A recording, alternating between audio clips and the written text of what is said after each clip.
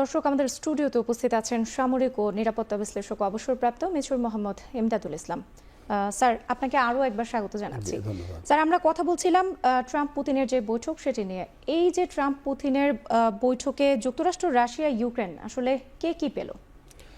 আসলে সব যা পেয়েছে সব রাশিয়াই পেয়েছে, পুতিনেই পেয়েছে। এখানে জেলেনস্কি কিছুই পান নাই, কারণ Zelensky already is in the আপনি একটা ইয়েতে আপনি স্লাইডিং অবস্থায় আছেন। খালি শুধু হারাচ্ছেন তো হারাচ্ছেন, আরও হারাবেন সামনে, কারণ দুটা হারানো হয়ে গেছে। একটা হচ্ছে মার্কিন যুক্তরাষ্ট্র, তারা বলে যে তারা $300 বিলিয়ন দিয়েছে, তার বিনিময়ে তারা তাদের যে প্রেশাস যেগুলো স্টোন আছে, বিভিন্ন খনিজ আছে, সেগুলো নেওয়ার জন্য তারা অলরেডি হিজ টু সাইন করেছে। এদিকে জমি হারাবে, তার হয়তো ভবিষ্যতে পথও হারাতে হবে, কারণ ইউক্রেনরা বেশি দিন তো আর এভাবে সহ্য হবে না। আর রাশিয়ার যেটা হচ্ছে, রাশিয়া সব দিক থেকে এখানে কম্প্যাক্ট আছে, prove that they are the very able power in the world at the moment. এবং তার উপরে যেসব এই যে আমরা একটু আগে প্রতিবেদনও দেখলাম যেসব স্যাংশন আরোপ করার কথা ছিল, এগুলি কিচ্ছু হয় নাই। পুতিনের উপর যেগুলো ইন্টারন্যাশনাল কোর্ট থেকে বিভিন্ন ধরনের সমন জারি, এগুলো বৈধতা পেয়ে গেছে এখন, যেহেতু প্রেসিডেন্ট ট্রাম্প তার সাথে বৈঠক করেছে।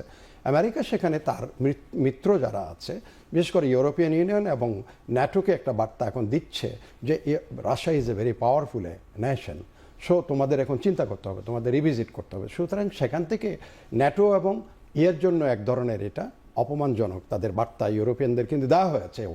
তবে একটা দুঃখজনক বিষয়, এটা না বললে এখানে কিন্তু আপনার হয়তো আসবেন কি না আমি জানি না, এই যে বিশ্ব সম্প্রদায় ইউক্রেনকে নিয়ে যে হারে ধরেন তাদের সাপোর্ট দেওয়ার জন্য ইউক্রেনকে, পুরো European union $100 billion, America $300 billion, পাশাপাশি বিশ্বের আরেকটা প্রান্তে যে হারে গণহত্যা চলছে, যে হারে মানুষ মারার প্রতিযোগিতা চলছে। আজকেও দেখলাম এই যে দুই নেতার মধ্যে যে আলোচনা হলো, তার মধ্যে 300 নিরীহ মানুষের বাড়ি বোমা বর্ষণ করে ধ্বংস করা হয়েছে গাজাতে।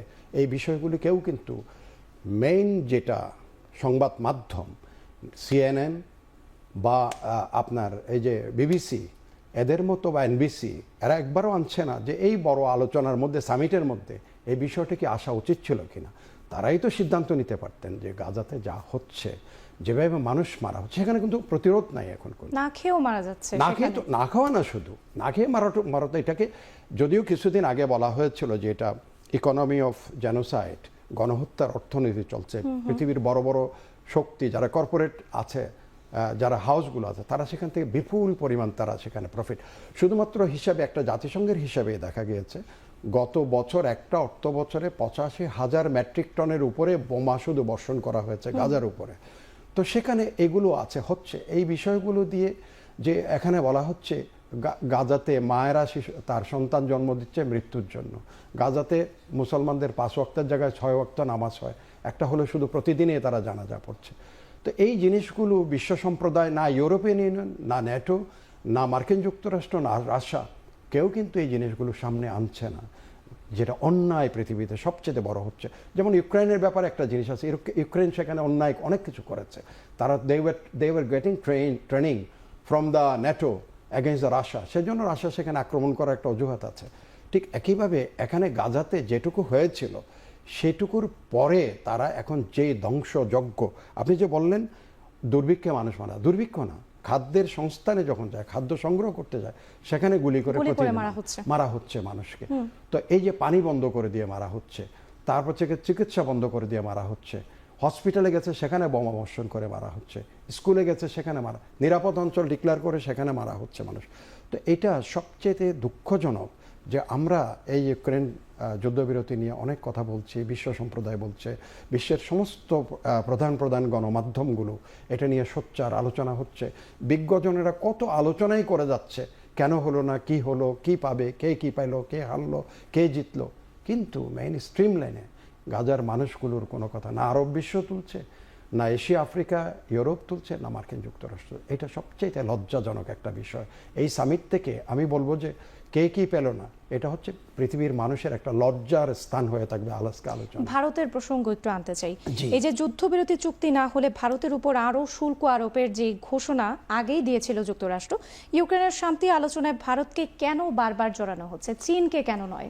এটার কারণ আছে, একটা বড়সড় কারণ আছে। ভারত সেখানে the major importer of the crude, যে এবং মার্কিন যুক্তরাষ্ট্র এবং ন্যাটো এবং ইউরোপিয়ান ইউনিয়নের একটা ধারণা হচ্ছে ভারত যে পরিমাণ সেখান থেকে ক্রুড আনছে এবং সেটা রাশিয়াকে ক্যাপাবল করছে, তাদের শক্তি ভারত সংহত করছে। অর্থনীতির উপরে যে স্যাংশনগুলো ছিল সেগুলো ব্যর্থতা পর্যবেসিত হওয়ার কারণ হচ্ছে ভারতের ওখান থেকে ক্রুড আমদানি। এখন চীনের উপরে যেভাবে মার্কিন যুক্তরাষ্ট্র ডিপেন্ডেন্ট, সেটার উপর চীনকে বেশি কাটানোর জন্য তারা অত বেশি ইয়ে করছেন। আরেকটা হচ্ছে চীনের আরেকটা সাপ্লাই লাইন আছে, সেটা হচ্ছে ইরান থেকে চীন প্রতিদিন 2.5 বিলিয়ন ব্যারেলের উপরে তেল ইরান থেকে নিয়ে যাচ্ছে। তো সেখানে হয়তো ইরানকে ঘিরে অন্য প্ল্যান তাদের আছে, বাট ভারত যেহেতু এখানে সরাসরি রাশিয়ার থেকে ক্রুড সবচেয়ে বেশি, এবং সেই ক্রুডগুলো আবার রিফাইন করে কিছু কিছু আবার অন্য দেশেও তারা রপ্তানি করছে। তো এইটা কিন্তু ইউরোপিয়ান ইউনিয়ন জানে, মার্কিন যুক্তরাষ্ট্র জানে, যার জন্য ভারতের উপরে এই প্রেশারটা আসছে। এটা হচ্ছে কারণ। স্যার, আমাদের সময় শেষ হয়ে যাওয়ার কারণে একেবারেই আমরা শেষ প্রান্তে চলে এসেছি। আপনাকে অনেক ধন্যবাদ আমাদের স্টুডিওতে যুক্ত হওয়ার জন্য। Thank you very much.